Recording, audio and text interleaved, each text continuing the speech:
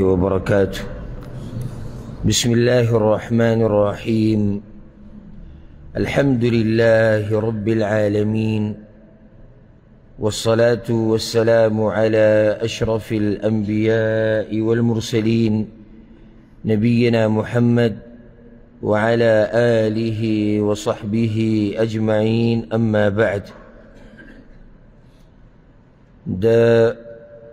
رسول الله صلی الله علیه وسلم فبارکی دا غوی دا احوال بارکی دا خویونو بارکی خبر روانه او پاگه سلسله که منگا پا تیرشوی جمعه که دا خبر بیان کرده وا چه دا رسول صلی الله علیه وسلم هیر سنگ و پاگه بانده به هیر راتلو او کنه داغنه بس خبره هیریده او کنه او کم خبره با داغنه هیریده یا پا کم کی گنجایش ده دیشتی چی باغا بانده هیر راش ده دی خبره وضاحت بین شو. نن با ده رسول صلی الله علیه وسلم ده تعجب پا بارکی خبره کو چی آغا با تعجب پا کم خبرو بانده کو او داغا تعجب سنگو. منگ تا اللہ امر کرده چی تاسو با د نبی صلی الله علیه وسلم تابداری کوئی پا هر حال، کاغا خوشحالی، کاغا غمی، کاغا راحتی او کاغا هر قسم حالی بتا باندی پا هر سا حالاتو کی چی تبا د رسول صلی الله علیه وسلم تابداری که دیسی نیشی که دی جو سڑی دووی چیر دیزی که اس تابداری ناممکن ده. یو لار منگ تا خوی شوی دا شریعت کے پا ہر سکے نو یو تعجبی تعجب سڑے کل کئی چی کل سڑے دا سی ناشنا سوینی او دا تعجب یا العجب دا دی تعریف دا دی چی پا انسان بانی یو خاص کیفیت راشی چی کل دی یو شی ناشناو گنی یه غٹو گنی دی دا تعجب ہوئی. آیا د تعجب په وخت کې چې کله ته یو شی وینې او ته حیران شي نو هلته هر څه کولی شي؟ نه. موږ که تعجب کوو هم نو د تعجب به هم داسې وي چې دا به د شریعت په حدودو کې دننه وي او د رسول صلی الله علیه وسلم تعجب هم داسې و، بلکې دا یاده کوي چې دا د هوښیار انسان صفت دی. که دی تعجب کوي یو شی ورته عجیبه ښکاره شي، ناشنا ورته ښکاره شي، غټ ورته ښکاره شي، یو کار ورته ناشنا ښکاره شي، نو داسې نه چې دی د تعجب په حالاتو کې ګډې وډې شروع کړي، بلکې یو مسلمان به دې ته سوچ کوي چې په دې ټیم کې څه ویل جایز دي او څه نه، او څه کول روا دي او څه ناروا دي. لکه زموږ رسول صلی الله علیه وسلم هغوی ناشنا انسان و، د هغه دیسی تعجب نو چې هغه به یې ګډ وډ کو چې یاره دیسی حالات به پرې رالو چې تعجب کې او بیا په ځان پوه نه و چې څه به وي، نه هغه دیسی انسان نه و، بلکې رب العالمین د هغه صفت په قرآن کې بیان کړی دی. همدې خبرې ته اشاره کړې ده چې دا یو ناشنا ادب و په رسول صلی الله علیه وسلم کې. که ډېر ناشنا څیز د هغه مخې ته راشي یا یو ناشنا عجیبه کار داغه په مخ کې وشي یا یو عجیبه انسان راشي، بیا هم د رسول صلی الله علیه وسلم زړه سترګې دا نه ګډوډ کېږي، ځکه چې داغه هر څه په حدودو کې دي او په کنټرول کې دي. لکه ګوره سورة النجم کې الله سبحانه وتعالی د اسراء او د معراج دی واقعې ته اشاره کړې ده چې رسول صلی الله علیه وسلم بیا بره لاړ اسمانونو ته وختو،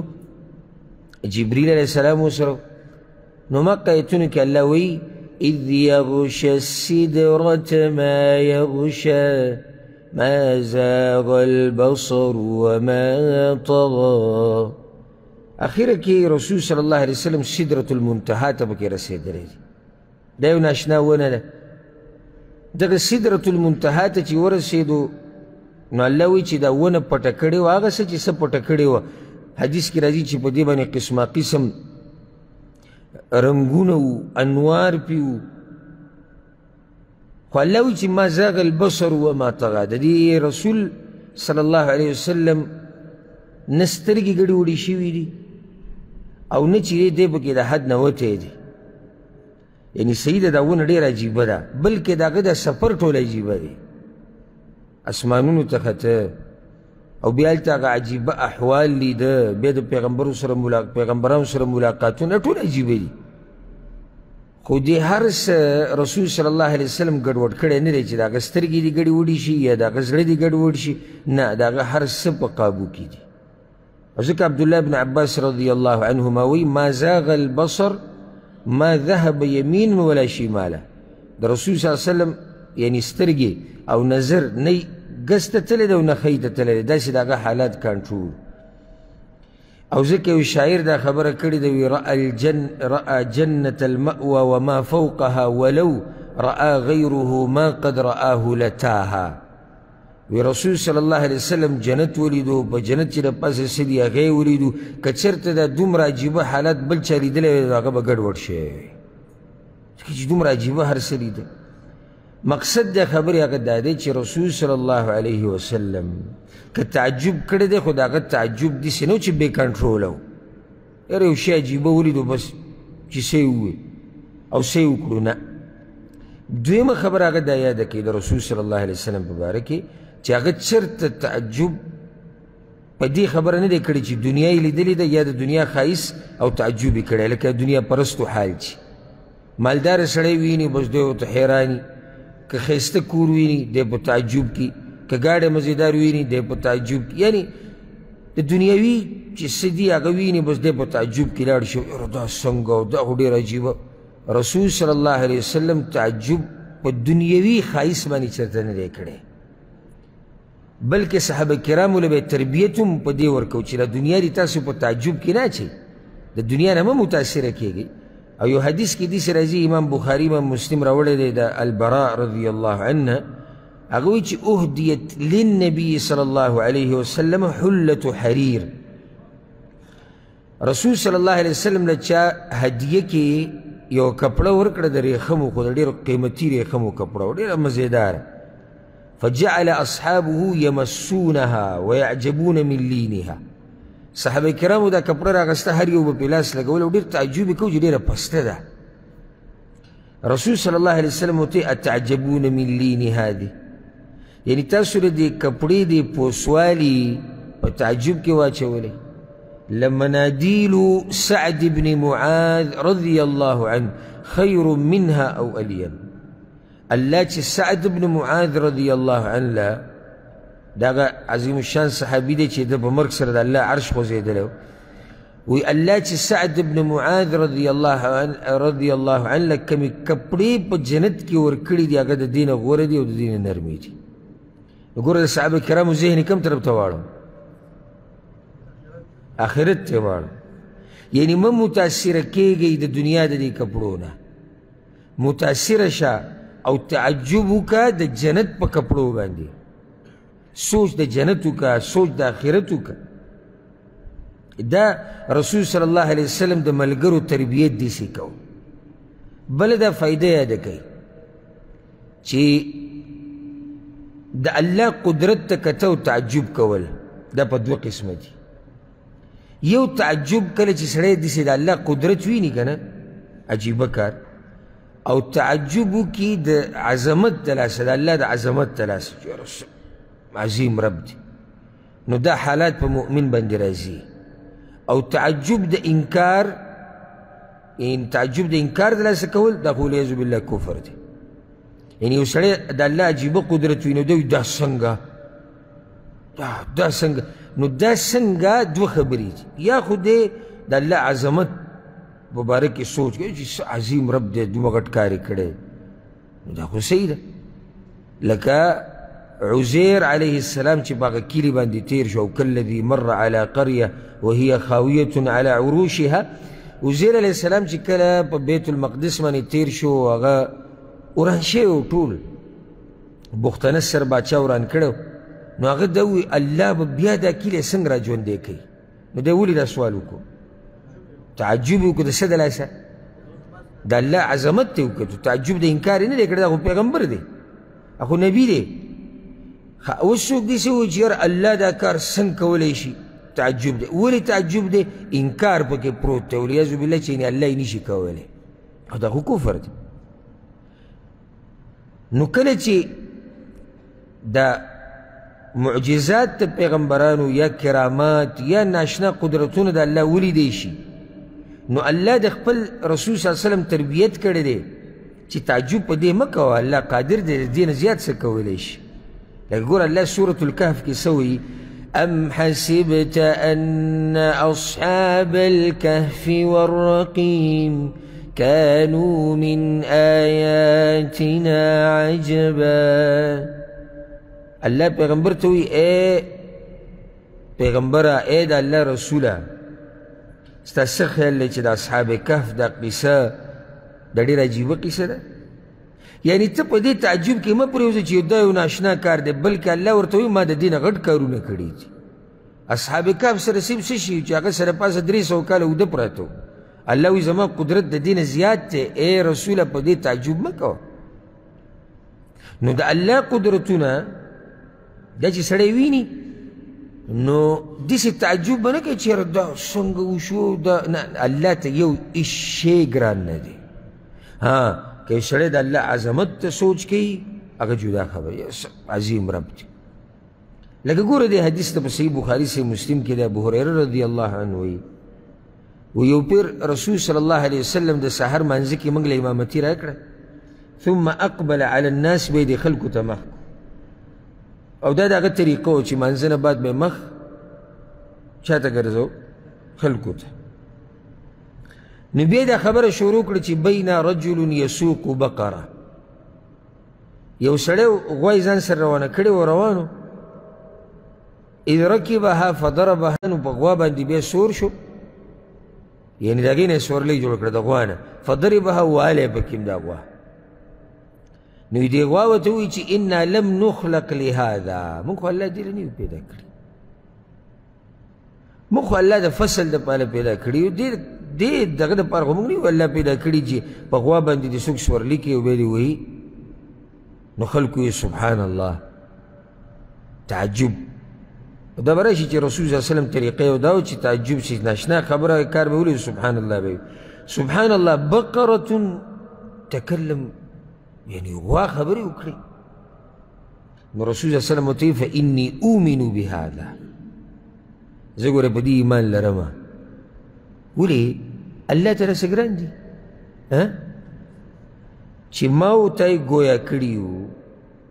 ما ورته د خبرو طاقت را کړی دی. کوم رب چې موږ له طاقت را کړی دی هغه غوا له طاقت نشي ورکولی چې خبره وکړي؟ ورکولی شي.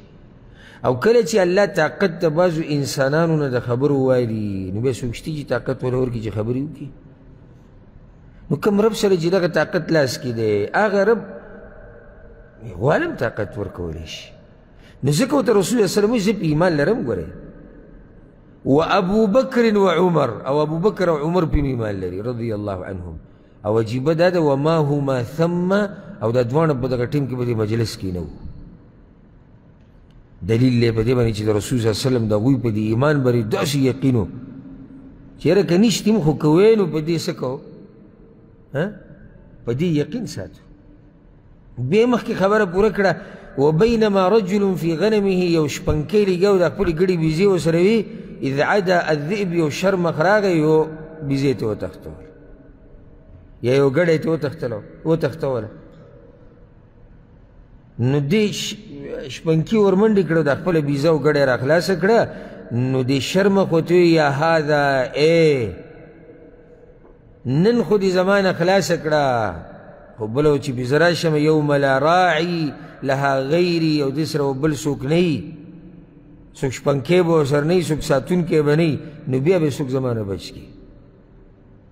خلکو یې سبحان الله ذئب یتکلم، شرمخ خبرې کوي. رسول الله صلی الله علیه وسلم فإني أؤمن بهذا، زه خو په دې ایمان لرم. او ابو بکر او عمر په ایمان لري رضی الله عنهم. دا خبره مې دې دپاره وکړه چې ګوره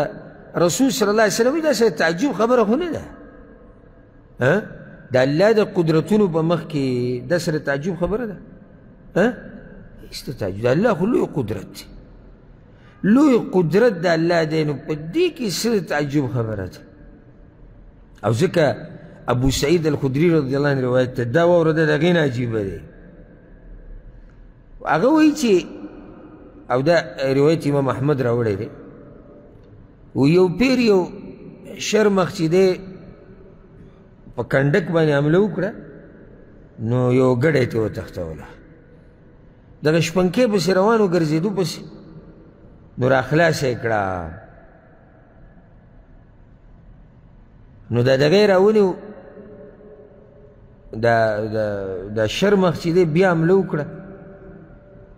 یا دې سړي په شرمخ باندې حمله وکړه، دا ګډی ترې راخلاصه کړه نو دا شرمخ ورته څه وایي؟ دا عجیبه ده. وی الا تتقي الله، ته له الله نه نه یېرېږي؟ چا ته یې وي؟ شپنکي ته وي. تنزع مني رزقا ساقه الله الی، ته زما نه داسې رزق راکاږي چې هغه الله ما ته راکړی. نو دې شپنکي وي یا عجبي، وی دا څه ناشنا کار شو. یو شرمخ چې هغه د یو شپنکي په قبضه کې راغلی دی، یکلمني کلام الانس، او هغه د انسانانو په شان خبرې کوي. تعجب یې وکړو. نو دې دغه ورته وویل شرمخ الا اخبرک باعجب من ذلک، ته خو تعجب دې خبرې ویوړې چې شرمخ د انسانانو په شان خبرې کوي، د دې نه تعجبه ویم. یعنې دا خبره مې دې دپاره وکړې چې د الله د قدرتونو په مخ کې څه شی ناشنا دی؟ هیڅ شی ناشنا نه دی. محمد صلی الله علیه وسلم بیثرب، محمد صلی الله علیه وسلم په مدینه کې دی، یخبر الناس بانباء ما قد سبق، او هغه خلکو له خبر د هغه پخوانو قومونو م ورکوي. ښه اوس دا عجیبه و که هغه مخکې عجیبه و؟ دا ډېر عجیبه ده. یعنې شرمخ خبر دی د څه نه؟ د رسول صلی الله علیه وسلم. او بیا هغه ته وګوره، دې کس ته وایي شپنکي ته په دې تعجب مه کوه، د دې نه تعجبه ووایم. نو دا ټولې خبرې ما دې دپاره وکړې چې د الله قدرتونو ته هیڅ شی ناممکن نه دی، او په دې زموږ ایمان دی. موږ خپل ځان ته سوچ وکړو، خپل ځان ته لرې مزه ته چې دا خبرې کې او دا جبه خوځې را خوځې او دا آواز ستا د مرۍ نه راوځي، بیا د آواز بدلی را بدلی، قدرتونه ټول د الله دي، تا له دا طاقت درکړی. په دې خو زموږ ایمان دی که نه؟ ښه اوس دا شرمخ د چا مخلوق دی؟ د الله مخلوق دی. رب العالمین چې خپل مخلوق انسان لا علمه البیان، الله ما انسان ته طریقه د وضاحت ښولې چې خبره به څنګه کوي. نو کوم رب چې دې مخلوق ته دا طریقه ښولې ده او طاقت یې ورکړی ده، هغه رب شرمخ له هم طاقت ورکولی دی، دغه مخلوق دی. رسول صلی الله علیه وسلم به تعجب کو په څه باندې؟ د کومو خلکو چې به د الله د قدرت نه انکار کو او د آخرت مې نه منو، په دې به یې تعجب کو چې یاره څه ناشنا خلک دي. یعنې د الله د عظیم قدرتونو ته وګوره او دې تعجب وړی. او ځکه الحمدلله ثم الحمدلله چې کله هم موږ ته خبره راورسي د الله د طرف نه یا د رسول الله صلی الله علیه وسلم طرف نه چې هغه د غیبو سره تعلق ساتي، د الله د قدرتونو سره، د معجزاتو سره، ورب الکعبه که زموږ پکې ذره برابر شکي. ولې؟ ځکه چې زموږ ایمان دی د خپل رب په قدرتونو باندې. لکه اوس که څوک دا ووایي چې یاره جنت کې چې د انسانانو دا کم دنګوالی دی او د دوی دا خوراک او د دوی دا طاقت، دا څنګه؟ زه دا وایم چې کله دا حدیث موږ وایو د رسول صلی الله علیه وسلم چې جنت کې به دی، جنت کې به دی، یا د هغې نه مخکې قرآن آیتونه وایو، نو په دې زموږ ایمان دی ښه کامل چې همدقه شان به وي. ځکه چې کوم رب چې زه پیدا کړی یم او دا اوس چې څه دي دی ما له راکړي دي، هغه رب په دې قادر دی چې دغه څه موږ له راکړي کوم چې په جنت کې دي ځکه چې دا څه چې دي دا هم د هغه دي نورې دغه رب دا نعمتونه نشي ډېرولی د انسان دې بدن له طاقت ډېر نشي ورکولی د انسان دا بدن دنګولی نشي پخواني به دنګو که نه به دنګو دا هغه آدم علیه السلام نه خبره رواله او روان او حدیث کې راځي چې دا خلک به کمیدو دي او لرې مه ځه خپل پلار نیکله ورشه طاقتور خلک زورور خلک بیا دا خلک کمزوري شو داسې را روان دي نو کم رب چې دغه طاقتور خلک دا پخواني پیدا کړي لکه عادیان سمودیان والله وي داسې بدنونه وو لکه د کجورو دا ونې ولې هغه رب په جنت کې دې بدنونو دا طاقت نشي ورکولی دا مې یو مثال درکو نو چې د چا په خپل رب باندې او د هغه په قدرتونو مضبوط ایمان هغه ته شکونه نه راځي او هغه چې کله داسې د الله د قدرت خبره واوري نو وایي داسې عجیبه نه ده زما رب د دې نه هم زیاته کولی شي داسې عجیبه نه ده زما رب د دې نه هم زیات کولی شي اوس راځو یو څو احوال یو څو مواقف به ذکر کړو ګورو چې رسول صلی الله علیه وسلم به تعجب په څه باندې کوو او څنګه به یې کوو چې موږ د هغه په نقش قدم روان شو یوه ده چې رسول صلی الله علیه وسلم کې دا عادت و چې د دې عجیبه کارونو باره کې به یې تپوس کوو داسې ناشنا څه قیصه به شوې وه داسې عجیبه کار به شوی د هغې به یې تپوس کوو او دا واقع ما تاسو ته څو پیرې ذکر کړې ده او دا حدیث چې دی امام ابن ماجه راوړی دی جابر رضی الله عنه وی چې کله دغه حبشې ته چې دا کوم مؤمنان تلي و هجرت یې کړی او دوی واپس رالو نو هغه ورته الا تحدثوني باعاجیب ما رأیتم بارض الحبشه تاسو چې د حبشې په ځمکه باندې څه عجیبه لیدلي دي ما ته بیانوي نه دا دغه شوق و چې د څه باره کې واوري څه ناشنا کار یا خبره ښه دوی ورته څه قیصه کړې وه تاسو ته ده دغه بوډۍ قیصه یې کړې وه بارک الله فیک نو بعضو ځوانانو به کې وي او یا رسول الله موږ خو هلته ډېر څه عجیبه لیدلي خو یو پکې عجیبه دا وه او بیا به یې ذکر کړم ځکه چې دا واقعا فایده منه وی موږ ناست و حبشه کې یا حبشه کې نو مرت بنا عجوز من عجائز رهابینهم وی موږ ناست نو د هغوی یو بوډۍ تېرېده چې دا بوډۍ د هغوی په دیني طبقه کې وه یعنې په پیرانو کې وه د نصاراو چې کوم پیران دي هغوی کې یعنې دینداره ښځه او تحمل على رأسها قلة من ماء یو منګی راغسته په دې سر باندې هغه د اوبه راوړي نو دا زنانه تېرېده په یو ځوان هلک باندې هم د دقه خلکو یو ځوان هلک نو دې هلک داسې چل وکړو چې د دې بوډۍ د دې ولو په دې منځ کې لاس کېښود له دیکه ورکړه نو فخرت علی رکبتیها نو دا راپرېوته فانکسرت قلتها او هغه منګی ته هم مات شو کله چې دا بوډۍ راپاڅېده نو دې هلک ته یې وکتو وی سوف تعلم یا غدر اذا وضع الله الكرسي وجمع الأولين والآخرين وتكلمت الأيدي والأرجل بما كانوا يكسبون فسوف تعلم كيف أمري وأمرك عنده غدا وأوروي چکل الله کرسی ولګوله د قیامت په ورځ او راجمه بکې اولني او آخرني او خبرې بکې خپې او لاسونه نو زما او ستا د دې خبرې به ملته پته ولګي د تا چې ماله دیکه راکړه دې به ملته پته ولګي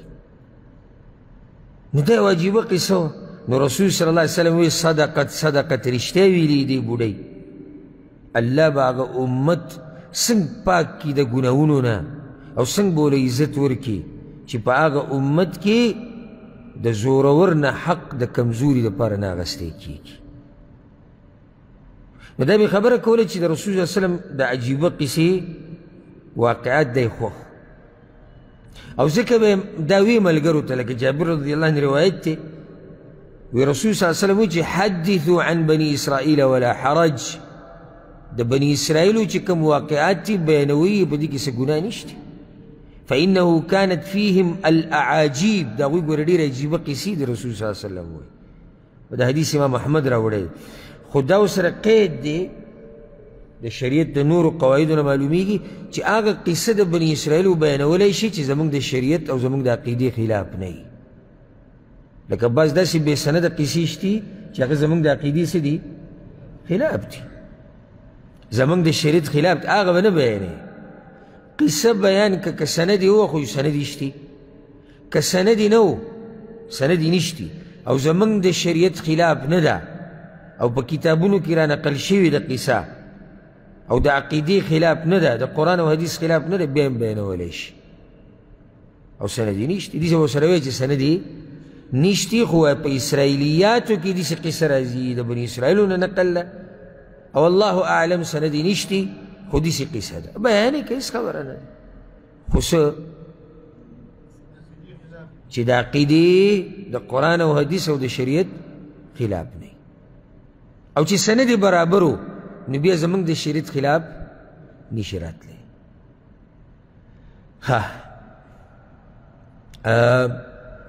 رسول صلی الله علیه وسلم په دې تعجب کړی چې الله څومره مهربانه دی په ده باندې په رسول صلی الله علیه وسلم باندې او څومره دفاع کوي د هغه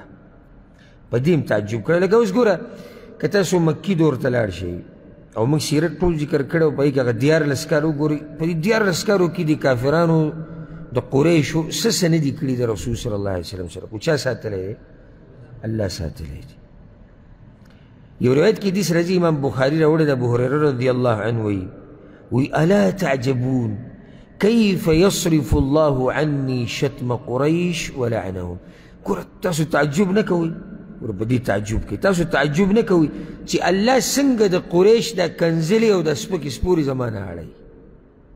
یعنې هغوی کنځلې ماته کوي سپکې سپورې ما پسې وي او الله یې زمانه اړوي یشتمون مذمما ويلعنون مذمما وانا محمد دوی کنځلې کوي سپکې سپورې وایي مذمم ته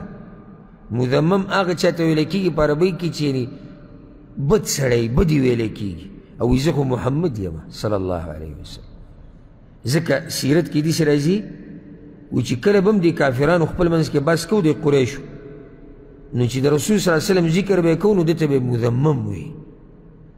نو په دې به بعض ملګري خفه شو چې یاره دوی رسول الله وسلم ته داسې وایي هغو ته تعجب نه کوي چې الله څنګه زما حفاظت کوي دوی خو مذمم یادوي زه خو مذمم نه یم زه خو محمد یم صلی الله علیه وسلم او داسې ډېرې قصې دي لکه ګوره د زه نظم هغه سیرت له بیا لکه ابو جهل چې راغی او کاڼی ورسره و رسول الله وسلم لی راچو او هغه د کعبې خوا کې سجده لګولې لمونځ یې کو په منځ کې یو کنده راله او په هغې کې اور و وزرې د هغې نه راووتې او هغه وتښتېد او راشاته شو وایي ما مړ کوي ما ختموي الله ساتلی ام جمیل چې کله راله او ګرځېده په کوم ځای کې دی وي رسول وسلم یادوي هغه کوم ځای کې دی او هغه د کعبې سره خوا کې ناست و هغې ته نه ښکارېد خو الله ساتلی نو رسول صلی الله وسلم په دې باندې هم تعجب کړی دغه شان تعجب یې په دې باندې کړی د الله په دې انصاف باندې انصاف والا بادشاہ دی او څه ناشنا حساب کتاب به کوي د قیامت په ورځ ځکه چې رب العالمین هغه بادشاہ دی هغه ذات دی چې د هغه حساب کتاب د ذرې ذرې دی چا سره به کې ظلم او زیاتی نه کېږي او دې کې د صرف یو مثال پیش کوم ابو ذر غفاري رضی الله عنه یو دا حدیث امام احمد راوړی دی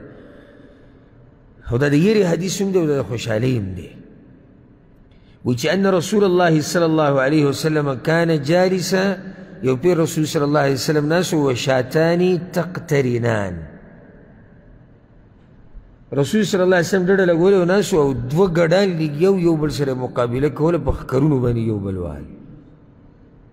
فنطحت احداهما الاخرى نو دا یو ګډ راولګېد دا بلې راوپرځوي فضحك رسول الله صلی الله علیه وسلم رسول صلی الله علیه وسلم په خندا شو فقیل له ما یضحکک یا رسول الله ملګرو یا رسول الله تاسو وخندل ولې وی عجبت لها تعجب مې وکړو ولې والذي نفسي بيده په هغه ذات مې د قسمي د چا په لاس کې چې زما ساه ده لیقادن لها یوم القیامه دا کوم ګړي چې را پرځولی دی د ده دا بدل به الله د قیامت په ورځ د دې بل نه اخلي. خیال هم دی د الله عدل ته دې کې د یېرې څه دي که څه دي کړي نو د یوې یوې د سره حساب کېږي. ګورې دا هغه زناور او څاروي دي چې دا مکلف هم نه دي خو بدل به اخیستی کېږي ځکه چې دا محکمه د الله ده او دلته انصاف کېږي به. تا چې دا پردی مال خوړلی که چېرته او یا د چا نه دې جیداد نیولی یا دې ځمکه نیولي یا دې مال د چا خوړلی په چا دې ګزارونه کړي څوک دې کنځلی په چا دې بهتان لګولی یاد ساته ګوره دا ورځ را روانه ده ښه د دغه ښکرور ګډ نه به هم بدل اخیستی کېږي د هغه ګډ دپاره چې هغه بېښکر و یا کمزوری و. نو دا خبره یاده ساتي او دا د یېرې خبره ده او دا د خوشحالۍ هم ده. که چا د سره ظلم او زیاتی کړی نو پرېږده الله ته الله به ترې د یوې یوې تپوس وکړي. دلته رسول صلی الله علیه وسلم تعجب کړی دی د الله د دې عدل او انصاف نه چې ناشنا عدل دی د الله. دغه شانې تعجب کړی دی کله چې جنت او جهنم ولیدو چې ناشنا ځایونه الله پیدا کړي دي په دې هم تعجب کړی. دا تعجب خبره چې یو سړی جنت ویني او جهنم ویني او تعجب ونه کوي په څه به تعجب کوي. او ځکه حدیث کې راځي انس بن مالک رضی الله عنه وایي دا کومو ملګرو سره چې موبایل د موبایل نه دا ښه دی چې دا بیان واوري. موبایل نه څه ښه ده بیان واوري. دا درس چلیږي په هر ځای کې به تاسو ته میلاویږي هر ځای کې راته میلاویږي. بیا وروسته یې وګوره ویډیو هم وګوره مینه پرې ماته که درس هم وګوره. او دلته وخت ضایع کول په دې موبایلو کې دا ماته ښه کار نه ښکاري. بل د دومره غټ انسان باره کې خبرې کېږي مناسب نه دي چې د دومره غټ انسان باره کې خبرې کېږي او سړی په بل څه کې مصروف وي. بل ورځ ما د چا قصه بیان کړې وه پرون بل ورځ قصه د یو امام قصه مې بیان کړې وه.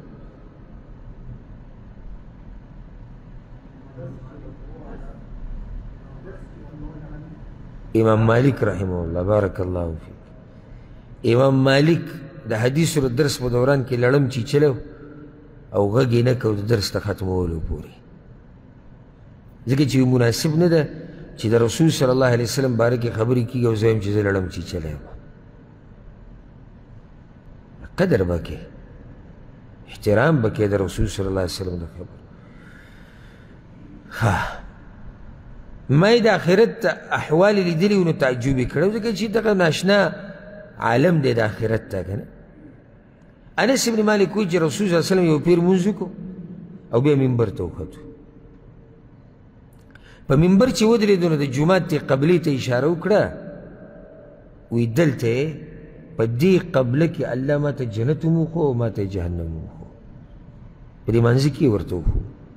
فلم أرك اليوم في الخير والشر فلم أرك اليوم في الخير والشر. نو نن چې ما کم خیر ولیدو نن چې ما کم شر ولیدو دې ما نه دی لیدلی. تعجب یې وکړو یعنې جنت کم خیر چې په جنت کې پروت دی کم شر چې په جهنم کې دی جهنمیانو لپاره انتظار کوي داسې وایي ما نه دی لیدلی چېرته. ځکه وی لو تعلمون ما اعلم که دا خبرې تاسو ته معلومې وي دا کومې چې ما ته معلومې دي که نه لضحکتم قلیلا ولبکیتم کثیرا تاسو به جړلي ډېر وی او تاسو به خنداګانې لګې کړې وي.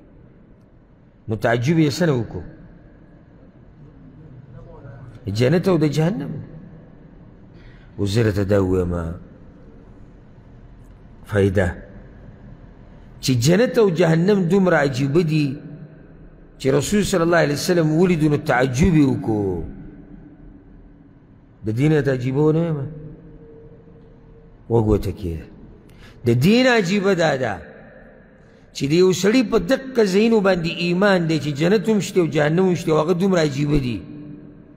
د یو سړي په دغه ځایونو باندې ایمان دی او دا پرته ورته نشتی چې دی به جنت ته ځي او که جهنم ته به ځي او کوشش او محنت نه کوي دی د هغه نه عجیبه دی په ده تعجب نه یې پکار یعنې سړی وایي چې جنت او جهنم ډېر عجیبه دي عجیبه دي منمه ځکه چې د الله غټ قدرتونه هلته راښکاره کېږي خو د دې نه عجیبه دا ده چې د چا په جنت او په جهنم باندې ایمان دی او د جنت د ګټلو کوشش نه کوي او د جهنم نه د بچ کېدو کوشش نه کوي د هغې نه زیات عجیبه دی او دا مونږ یو که زمونږ ایمان دی په جنت او په جهنم که نه نو بیا تا څه کړي جنت لپاره او تا څه کړي جهنم نه د بچ کېدو لپاره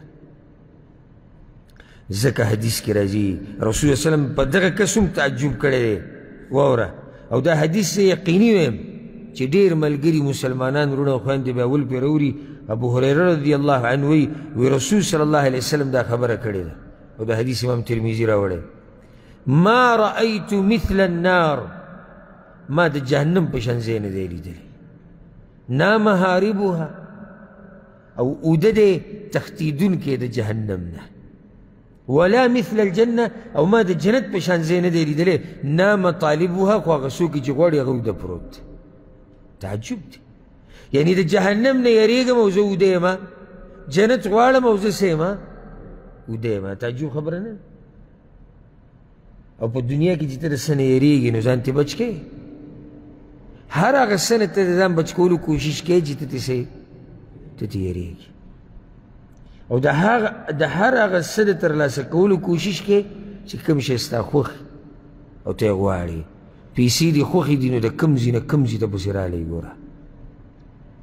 او څومره خوږې رښتې م پرېښود ویښې اوده نه یې ځکه چې د پیسو د سره قدر دی د دې رزق د سره قدر دی نو عجیبه دا ده چې غواړم جنت ته اوده پروت یم او عجیبه دا ده چې تختم د جهنم نه اوده پروت یم دا تعجب رسول صلی الله علیه وسلم هم کړی دغه شان رسول صلی الله علیه وسلم تعجب کړی د یهودي په خبره باندې ځکه چې دغه یهودي خبره بلکل د هغه خبرې سره برابر شوې وه کومه خبره چې رسول صلی الله علیه وسلم کړې وه نو تعجب یې وکړو خوشحاله شو حدیث کې راځي ابو سعید الخدري رضی الله عنه روایت دی وی رسول صلی الله علیه وسلم یو ورځ دا خبره وکړه چې دا ځمکه چې دا الله به د قیامت په ورځ د دې نه دا به د ډوډۍ په شان کړي دې باره کې مونږ نور درسونو کې تفصیل ذکر کړی د صحیح بخاري چې کوم درسونه به مونږ کول په هغې کې هم د دې تفسیر تېر شوی نو الله به دا ډوډۍ دا ځمکه به داسې کړي لکه یوه ډوډۍ او الله به په خپل لاس کې اړی راړی دا ځمکه او بیا به دا ډوډۍ ځکه چې دا ځمکه به بدلیږي د اسمانونه به بدلیږي نو دغه ډوډۍ به بیا د جنتیانو میلمستیا شي یو یهودی راغی د رسول صلی الله علیه وسلم خواله وی بارک الرحمن علیک ابا القاسم اے ابو القاسم صلی الله علیه وسلم رحمان ذات ته پتا برکتونه راوورئ د جنتیانو میلمستیا راته بیان نه کړم د قیامت په ورځ او ته بیان کړه دا اوس د دوی سره په تورات کې دا خبره ورته یې وی ځمکه به یو ډوډۍ شي وی رسول صلی الله علیه وسلم دې ملګرو ته داسې وکتل ویې خندل ولې وخندل ولې تعجب یعنې ګوره ما چې راته کومه ویلې وه هغه تورات کې هم ده سړی خوشحاله شي که نه خبره ښه مضبوطه ده کله یو سړی مسله بیان کړي که نه یو عالم مسله بیان کړي او بیا بل عالم راشي او هغه هم دقې شان بیان کړي دی بیا ښه خوشحاله شي چې یاره مسله زما برابر وه دا نه چې د رسول الله وسلم پر خپله خبره کې شک دی نه شک یې نشته الله طرفه ده خو په دې ډېر خوشحاله شو چې د ملګرو زمان هم واورېده او د یهودي نه یې هم واورېده نو د دوی ایمان په دې خبره څه شو ښه ډېر شو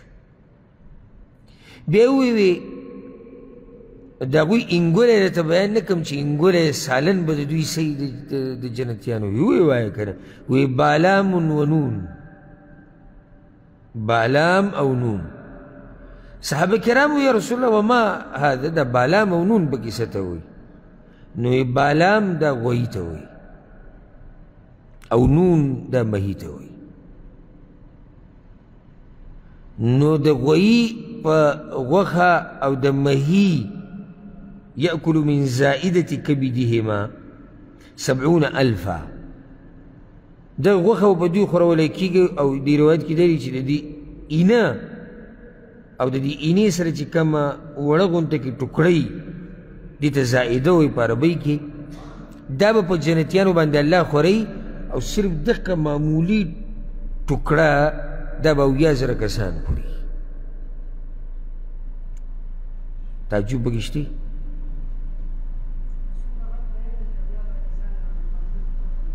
مالک صاحب مخکې یو بل تفصیل بیان کړی، تعجب پکې شته؟ نه دغه نه لوزره ته دلته څه بارک الله فیک دې کې تعجب نشته، الله دې نه زیات کولی شي. د الله د قدرتونو په مخ کې داسې عجیبه خو نه ده، که نه عجیبه ده؟ هېڅ عجیبه نه ده. نو دلته رسول صلی الله علیه وسلم چې را خاندلي دي، ولې خاندلي دي؟ تعجب یې کړی د یهودي په وینا باندې چې وګوره څنګه د خپل کتاب نه رښتینې خبره وکړه، ځکه چې یهودو په خپل کتابونو کې تبدیلي کړې وه، تحریف یې کړی. ګوره ده پکې صحیح خبره وکړه، هغه خبره چې هغه د هغه وحي سره برابر ده، کومه وحي چې رسول صلی الله علیه وسلم ته شوي. ښه یو ورځ ناسو رسول صلی الله علیه وسلم انس بن مالک وی موږ ورسره ناست وو، ویې خندل.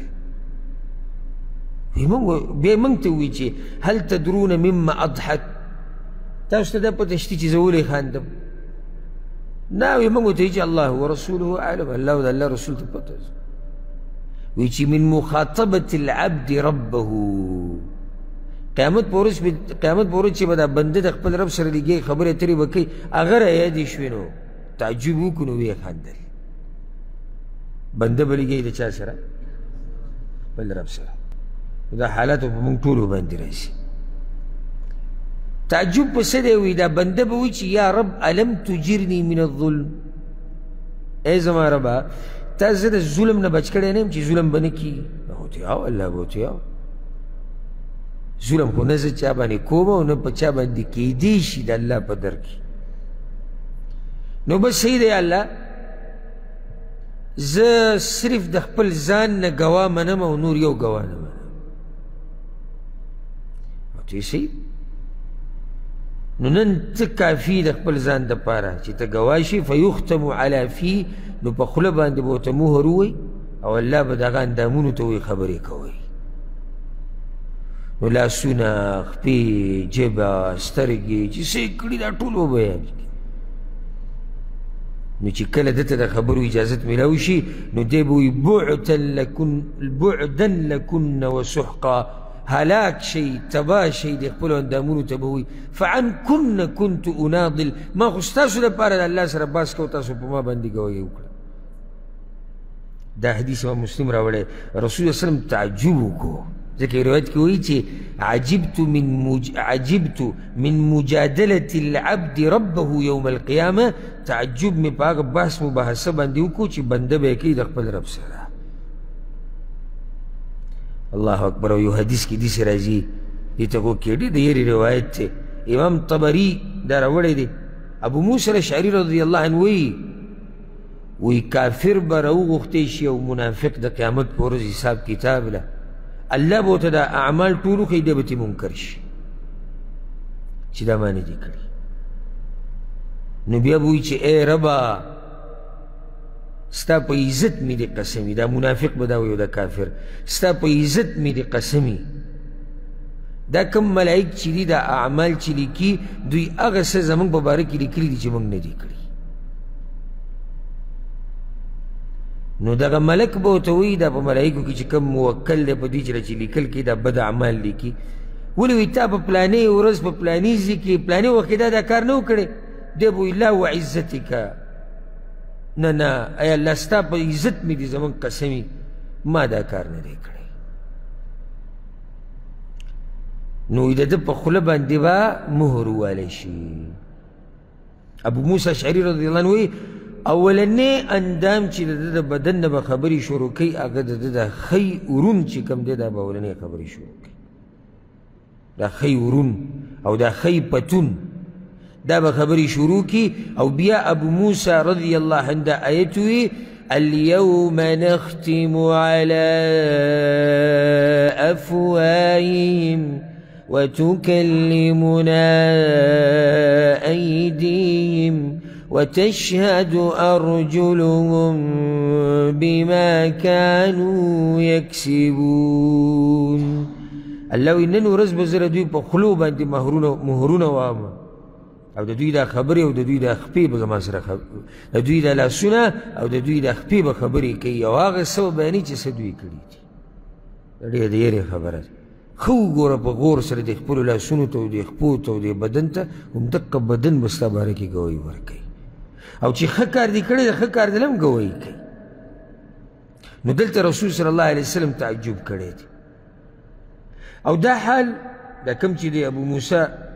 رضی الله عنه په دې روایت کې دی دا الله قیامت په ورځ قرآن کې هم ذکر کړی چې قیامت په ورځ به داسې کېږي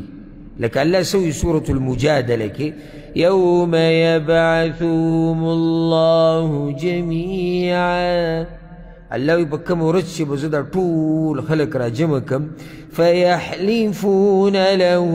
كما يحلفون لكم. نو دا منافقان به دقه شان قسمونه الله ته به دروغ وخوري لکه څنګه چې تاسو ته خوري مؤمنانو. هلته به هم دوی دا قسمونه وکړي نه نه یا الله موږ نه ده کړی سقه مقل قوم دی. نو قسم په دروغ وخوري او چا ته یې خوري؟ الله ته یې خوري. یعنې هغه منافقت سره او د دروغو د قسمونو سره دومره عادت شوي دي چې یعنې آخرت کې هم د دوی دغه حال روان دي. نو په دې باندې رسول صلی الله علیه وسلم یعنی تعجب کړو. یو پیر تعجب په دې باندې کړو چې د دې قرضو دا مسله ډېره سخته ده وایي دې کې ګنجایش نشته. وګوره د حدیث ته غوږ کېږدئ ښه. محمد ابن جحش رضی الله عنه روایت دی امام نسائی امام احمد راوړی دی. بعض خلک قرضې واړي که نه وایي بیا به ورسره ګورو بیا به ورسره ګورو. یو خو هغه سړی دی قرض و لین دین لازم انسان چې دنیا کې قرض لین دین راځي والي او ارادې ښه پخه ده ورکوي واپس او دقه تګ و دو کې دی او کوشش کوي چې دا زه واپس ورکوم دغه جدا خبره خو دا کوم چې ټوغې کوي د خلکو په دې مالونو پورې او د الله دا بندګان تنګوي او یا بعض پکې وایي څه به وکړي را سره زیات نه زیات وجلی مې شي. صحیح ده دغه انسان خو به سره زیات نه زیات څه ونه کړي خو دا واوره. دی وایي دا محمد ابن جحش رضی الله عنه وایي موږ یو ورځ د رسول صلی الله علیه وسلم سره ناستو نو دا سر یې اسمان ته اوچت کو بره دا سر داسې کو او دا ورغوی یې راواغستو په دې تندي داسې کېښودو. دا خلک کله ږدي داسې چې وکړي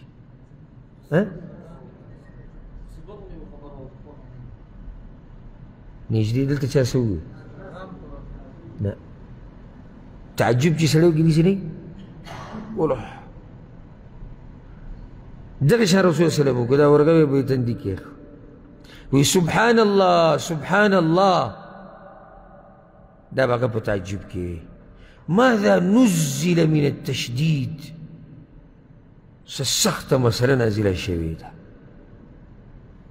وایي فسکتنا وفزعنا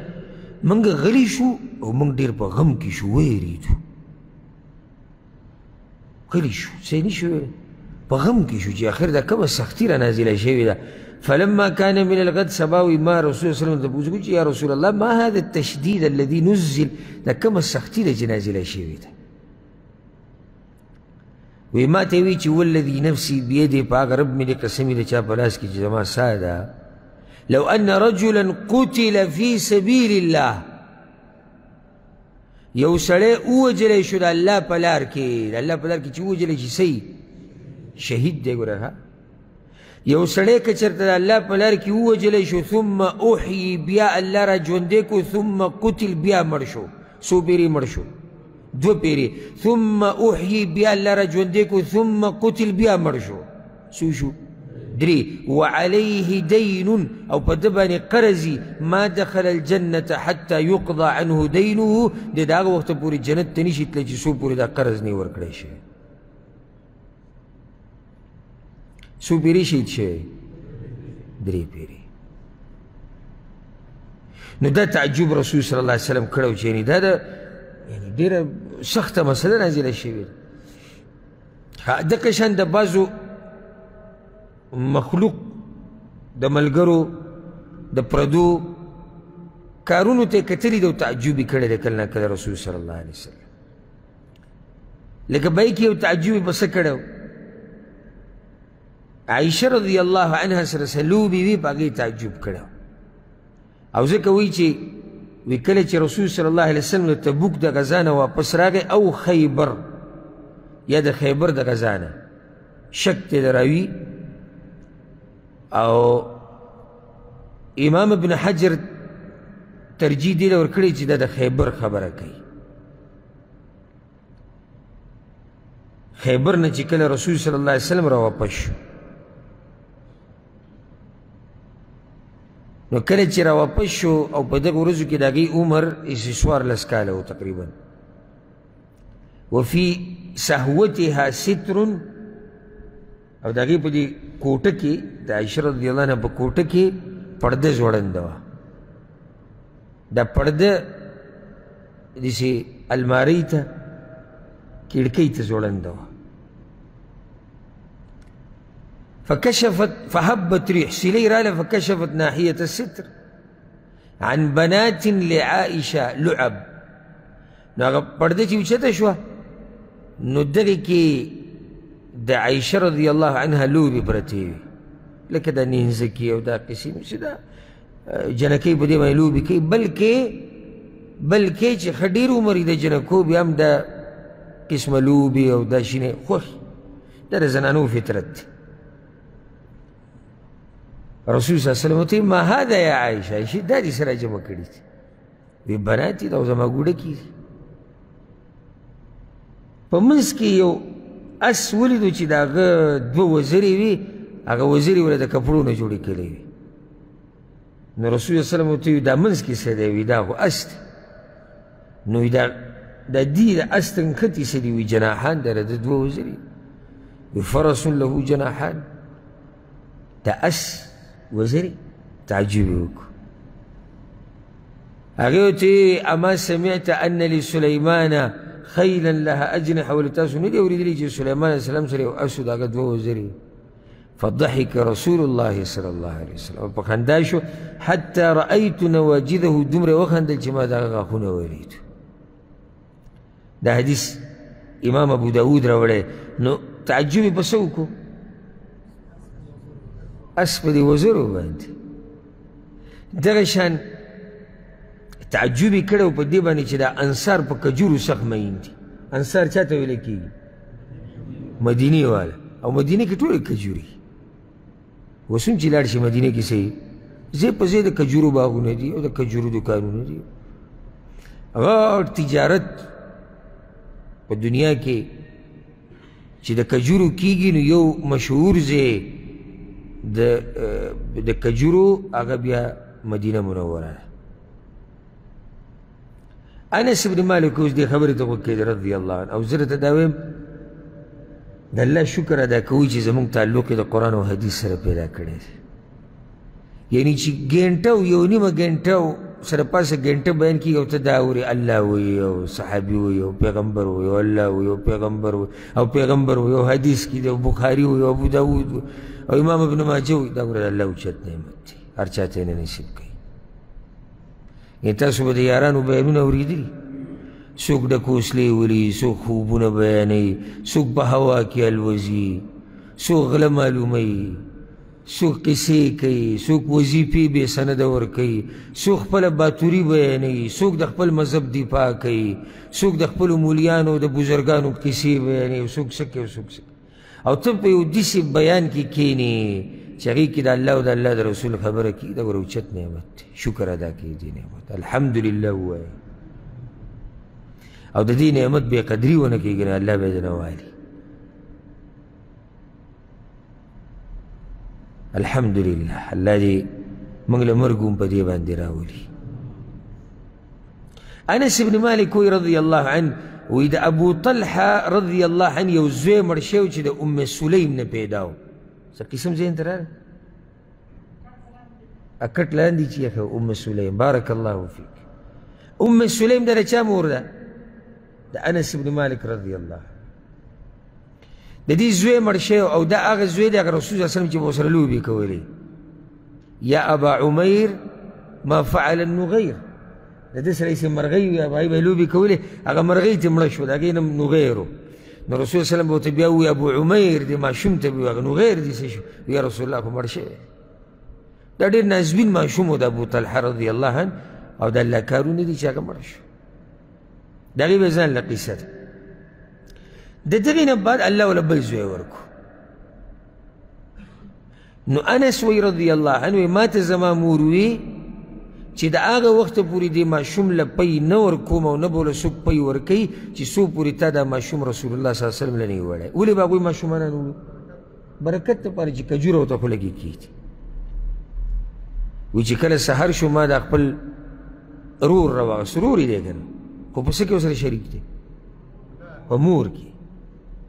په مور کې ورسره انس بن مالک شریک دی وی ما دغه ماشوم راواغستو رسول الله صلی الله علیه وسلم له مې ویوړو وی چې زه ورغلم نو د هغه سره لاس کې میسم و میسم هغه اوسپنې ته وایي چې داغ پرې لګولی کېږي یا نښه پرې ایښودی کېږي وی ما ته یې وایي چې د ام سلیم که زوی شوی دی ځکه چې ماشوم یې ما سره ولیدو ما ورته وایي یا رسول الله زوی شوی دی نو هغه اوسپنه یې کېښوده ما دا ماشوم راوړو د رسول صلی الله علیه وسلم په غېږه کې مې کېښود نو رسول صلی الله علیه وسلم د مدینې عجوه کجوره راوغوښته عجوه فلاکها فی فیه حتی ذابت نو دا کجوره په خپله خوله کې وجویله بلکل میده شو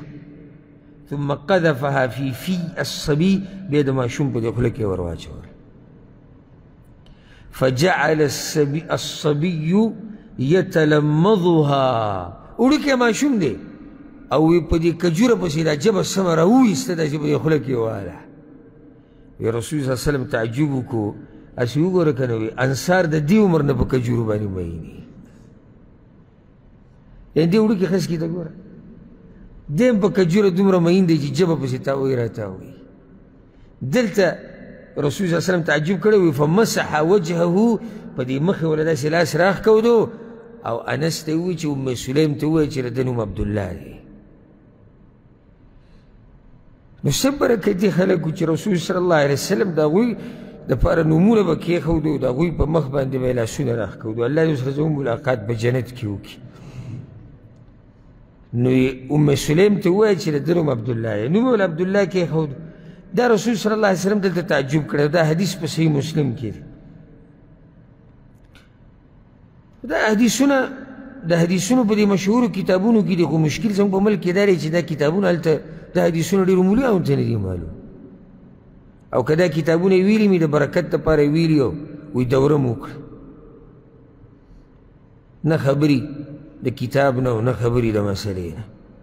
د اکثرو دا حال دی دا زه حقیقت وایم الله دې زموږ په حال رحم وکړي نو دلته رسول صلی الله علیه وسلم تعجب کړی دی یو ورځ یې تعجب کړی په دې باندې چې یوه ښځه دې دا وغواړي چې خاوند یې بل واده وکړي دا عجیبه نه ده ښځه چې داسې غواړي نه غواړي دا کم چې دي دا چې یو یو یې کړی دی دوه دوه خو به وایي چې الله دې وکړي زموږ دا ښځه یې مو غواړي خو دا یو هم نه غواړي نو که تا ته ووایي چې دویم واده وکړه ته به تعجب نه کوې تعجب د لاسه که دې ټوپونه شروع نه کړو چېرې دا خو ناشنا ده ښځه راته وایي ته ځان له بل واده وکړه ام حبیبه رضی الله عنها چې د رسول صلی الله علیه وسلم بیبي ده د ابو سفیان رضی الله عنه لور ده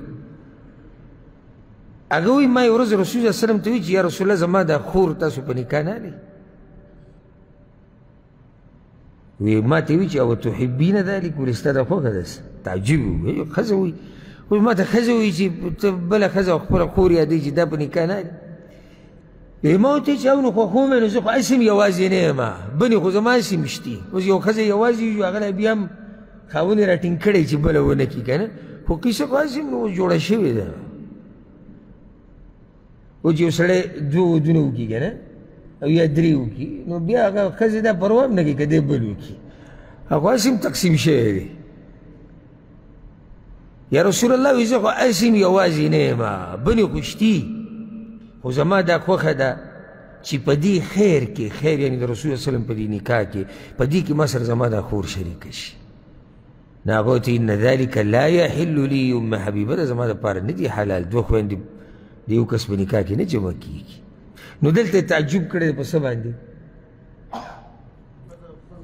یعنې یو ښځه خاوند ته وایي چې ته بله ښځه وکړه او یو بله قصه به ته ذکر کړم الله اکبر دا ډېره ناشنا ده دلته رسول الله وسلم تعجب کړی عبدالله ابن عباس دا قصه را نقل کوي چې د بریره خاونو غلام مریو د هغه نوم مغیث د دوی د یو بل سره نکاح شوی وه خو دا بریره ډېر اوچت خاندان جنۍ وه او مغیث څه دی غلام مری دی چې غلام مری دی او کمزوری سړی د دوی د یو بل سره جوړ نه راتو د دې دغې ورسره نه راتو د دې زنانه او ځکه دا فایده یاده کوي چې کله ځان له جنۍ ګورئ یا زوی له یا رور له نو داسې وګورئ چې لیول کې سره برابري او یا که کمزوري هم څه خبره نه وي بعض داسې لاړ شي یاره وایي چې ښه ټیټ پښتنی او دی په خپله کمزوري نو سبا له ورته به جاکۍ جوړې شي نو هم مغیث غریب په غم کې اخته شوی و په دې ښځه انتهایي مینو او ښځه پې نه و مینه نو بس دې ورته وویل زما اوس ستا قصه ختمه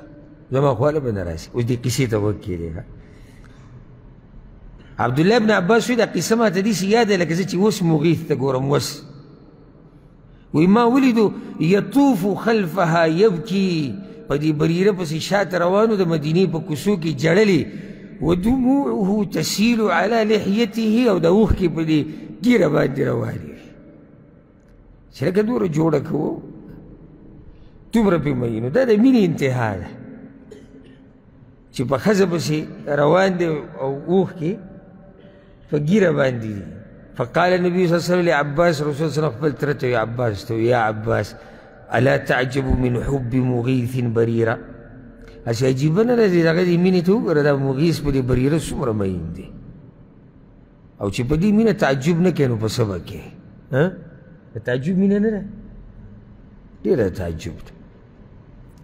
او ته تعجب نه کوې په دې د بریره څومره بغض ساتي د دې مغیث سره چې دومره د پسې در روان دی او جاړي نو پیغمبر صلی الله علیه وسلم هغې ته ووایي د بریره ته وی که دا قصه ختمه کوي او دی ته دې ته راواپس شي او بس ستا خاوند دی نو هغې ورته یا رسول الله تأمروني امر دی ستاسو لکه چې امر د پیغمبر په امر کې خو بیا خوا دې خوا نه کېږي وی نه امر نه دی خو سپارش کوه یعنی امر نه دی ځکه چې یو انسان خپل ژوند دی امر درته نه کوم چې دا کار به لازم کې خو سپارش درته کوم هغې یا رسول الله لا حاجت لی فی دې سړي ته هېڅ زما ضرورت نشته بلکل ته د هغې زړه تور او دا حدیث چې دی امام بخاري رحمه الله راوړی دی او یو روایت کې داسې هم راځي چې دی مغیث امام ابو داود چې کوم روایت راوړی کې دا دي چې مغیث راغی او وی یا رسول الله که تاسو ورته ووایئ ورته صحیح ده زه به ورته یا بریره اتق الله د الله نه ویرېږه فانه زوجک و ابو ولدک دا خو ستا خاوند دی ستا د بچو پلار دی هغه وویل ځکه یو روایت کې راځي او دا روایت امام بخاري راوړی وی لو اعطانی کذا و کذا ما بت عنده که دې راله دا شی راکړي او دا راکړي او دا دنیا ټوله راکړي یوه شپه ورسره به نه تېروم نو دا بغض هم د تعجب دی مینه هم د تعجب دی اوس د مغیث دې مینې ته چې سړی وګوري چې پسې جاړي او دومره خفه دی موږ ته که معمولي ښځه اخوا دې خو وکړي موږ قصه ختمه کړې چې دې ته وګوره دا دومره خبرې کوي او هغه پې دومره مین دی او دا بریره دا غوسه هم څه ناشنا ده او خفګان یعنې چې دومره درته خاوند وایي او بیا هم نه منل نو دلته رسول صلی الله علیه وسلم تعجب کړی دی. په دې باندې به اکتفا وکړو او باقي چې کوم احوال دي چې رسول صلی الله علیه وسلم به یې تعجب کړی دا به پرېږدو را روان بیان ته. الله سبحانه وتعالی دې موږ د رسول صلی الله علیه وسلم په نقش قدم روان کړي او څنګه چې الله موږ دلته جمع کړي وو دغه شان دې الله موږ او څوک چې دا بیان اوري او څوک یې چیني الله دې موږ ټول په جنت الفردوس کې د رسول صلی الله علیه وسلم سره یو ځای کړي. هذا والله اعلم وصلى الله وسلم على نبينا محمد وعلى آله وصحبه أجمعين.